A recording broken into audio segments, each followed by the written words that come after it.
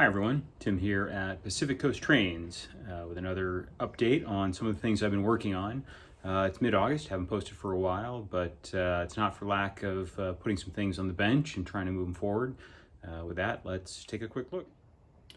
So I've got three projects I want to talk about today. The first is an Athearn Pullman Standard 5344 boxcar painted for UP's short line BKTY. Inspiration for this car actually came from a decal set produced by Smokebox Graphics. I actually love their products.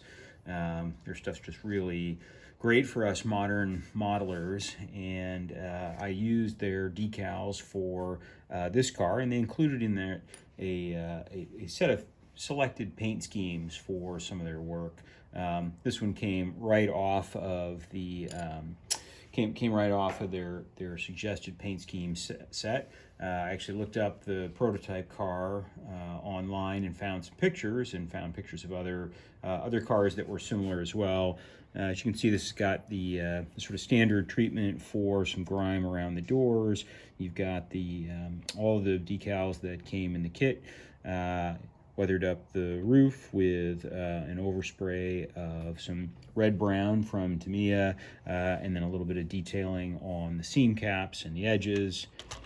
See, I did the ends as well, got some of the patching, and then on the reverse side, here's similar look to the car. I've not put on the conspicuity striping, thinking about doing that at some point, but liked it enough as it was to kind of leave it and throw it into my modern boxcar fleet. So that's the first project. The second one is an LBF or E&C Shops SP woodchip hopper. For this car, I actually replaced all of the kind of end ladder grab irons or stirrups and ladder rungs with wire. Replaced the stirrup steps with more detailed parts. And then also for this car, put in a false floor about a half an inch or so down from the car, and then filled up the top with redwood sawdust that I have on hand from some home projects as well. Didn't want to fill it all the way down to the bottom, because then you've got to deal with sort of wetting all of it and making sure it's all glued in there. So left a pretty decent sized cavity in there, and kind of only filled up the top quarter-inch or so with some of the sawdust. As you can see, it's glued on there pretty good, which makes handling it pretty easy. All the tags came from prototype photos. This one's been relabeled for Georgia Pacific, a Georgia Pacific short line, but lots of these cars pretty common around Northern California and Southern Oregon. And then on this side, if this car looks familiar to people who've been on the weathering shop, it's because I took my inspiration from a car that Gary Christensen did a few years ago. And by inspiration, I mean that I literally tried to copy his tagging across all of that to the extent that I could.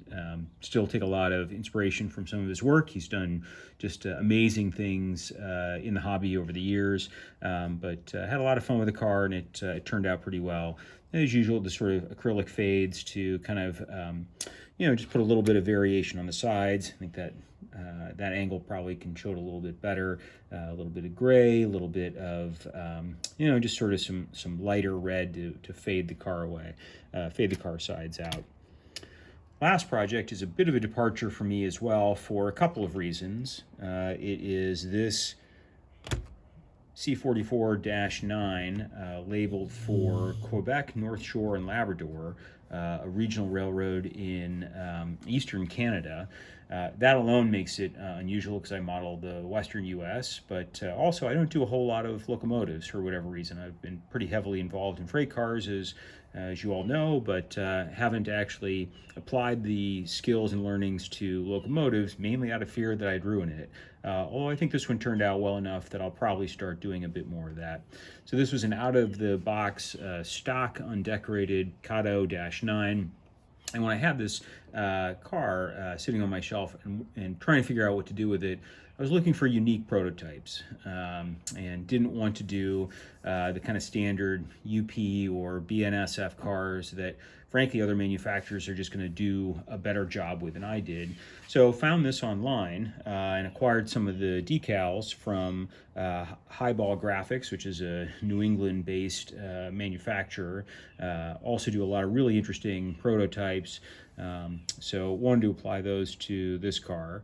The other thing that I did to this, I did a little bit of modifications, which I'll point out in a sec, but I also wanted to make this unit a DCC compatible, but with sound as well. So replace the circuit board inside with an MRC unit that has the speaker attached to it, and then hollowed out the radiator to allow the speaker to fit up inside that. Decent amount of kind of trial and error, hollowing that out with a Dremel tool, making sure I didn't cut through the sides by accident, but there was room enough in there to make that work. Had to shave the rear lights that extend from kind of about this point on the inside up through the car, and there's kind of a light tube, a plastic light tube that carries out to the lights on the end. Had to shave that down a little bit to get the wires to fit, but in the end it actually worked out pretty well. I think everything's in there pretty solidly. As you can see from this unit, it has a really interesting prototype paint scheme to it that I tried to replicate.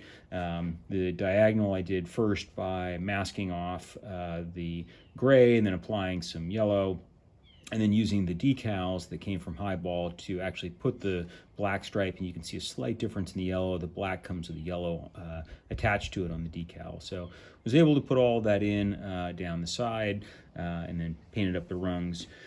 The modifications from a build standpoint were pretty light. I liked the car quite a lot as it was. Sharp-eyed viewers will note that this particular QNSL road has some differences in its prototype than what I modeled. I left the light boards or the number boards up high. On the prototype, they're down actually at this point on the nose of the cab. Did a couple of other things though that are prototypical for these units. The kit has a single piece of a bent grab iron for that part of the nose. I went in and put in 2 wire pieces to separate that out. Other things that I did were replace the kit supplied grab irons with wire pieces here, along with on the nose and on the roof of the cab as well. And then added some air hoses through the plow. Not much done to this side of the locomotive. The painting was done with just some washes over some of the seams on the boxes.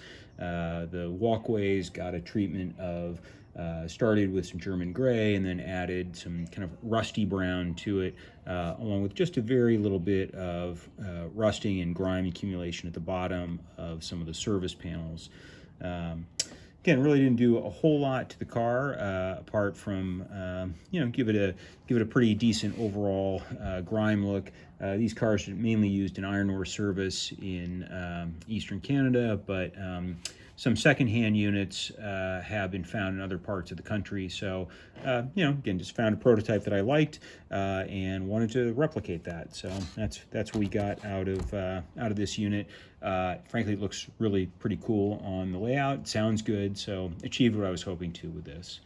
So that's it for today. Just 3 projects to go over, but hope everybody enjoyed the video. Please click like and subscribe, and look forward to sharing more projects with you as we go along.